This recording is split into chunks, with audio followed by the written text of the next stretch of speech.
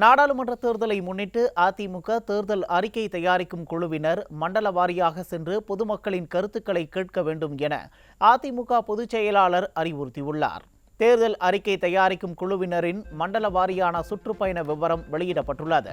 அதன்படி பிப்ரவரி 5ஆம் தேதி காலை 9 மணிக்கு சென்னை மண்டலத்திலும், மாலை 5 மணிக்கு வேலூர் மண்டலத்திலும், 6ஆம் தேதி காலை 10:30 மணிக்கு விழுப்புரம் மண்டலத்திலும், மாலை 5 மணிக்கு சேலம் மண்டலத்திலும், 7ஆம் தேதி காலை 10 மணிக்கு தஞ்சாவூர் மண்டலத்திலும், மாலை 5 மணிக்கு திருச்சி மண்டலத்திலும், 8ஆம் தேதி மாலை 4 மணிக்கு கோவை மண்டலத்திலும், 9ஆம் தேதி மாலை 4 மணிக்கு மதுரை மண்டலத்திலும், 10ஆம் தேதி காலை திருநெல்வேலி மண்டலத்திலும் சுற்றுப்பயணம் மேற்கொள்ள அறிவுறுத்தப்பட்டுள்ளது.